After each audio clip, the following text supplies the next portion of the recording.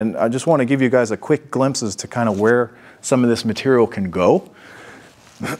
So in this case, we were just specifically talking about the knee, and Lydia's like, well, you know, maybe if you were pushed down, right? So you totally can. If you're pushed down as the person's coming forward, you can still work with the person because you're doing the same three-dimensional movements here, right? And as he hits the ground. What's that?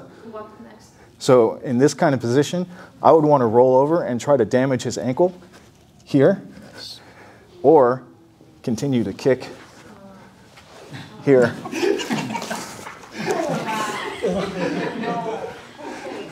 That's the combo shot. Yeah. If you're kneeling and the person comes and grabs a hold of you or whatever, you still have this work to do.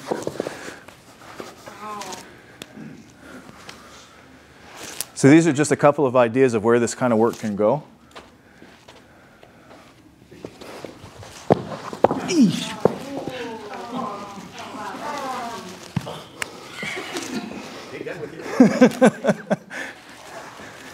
You know, and if you were standing up and you wanted to do, let's say he tries to reach out and grab or punch, you can still do the same work, right? So in this case, as it was here, so now the elbow is facing this way. That's okay. So I just take it that way and create a circle and then down. So that three-dimensional aspects of things, sure, you grab, let's just say you grab, in some way, shape, or form. So you can come underneath, you create that circle here, and now you create a roadblock with your left hand under his kidney or spine, and then you can just let go.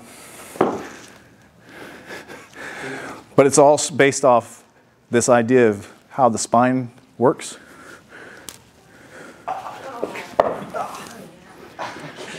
And so if you can, you okay? Yeah, I'm good. Yeah.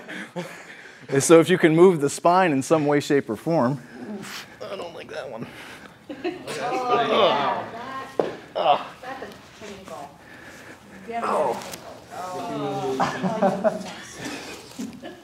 And another, this is a kind of a good example, right?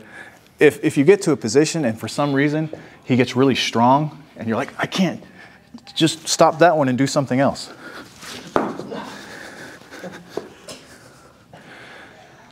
Especially that one. So, grab from the side or some sort, like arm around the neck or body.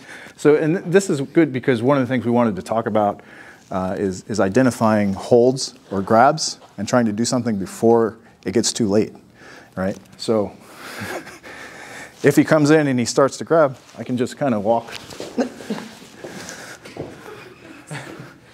Yeah. And right?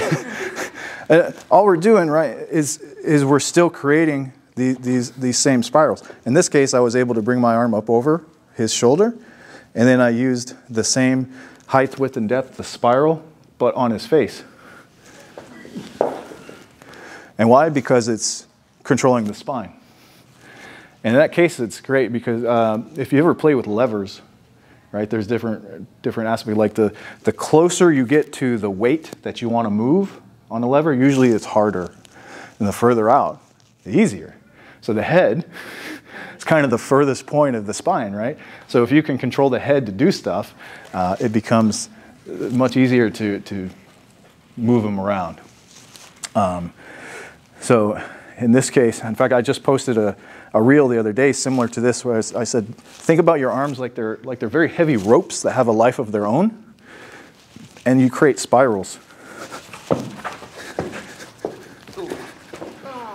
You okay? Well, sorry, no. So, yeah, so keep playing with what you're doing, but that's where some of this can go, just by understanding that the body is this kind of a three-dimensional piece that you can steer. And then in a few minutes, we'll do a little bit more with if the person is coming at you. Okay. Cool? Thank you, sir.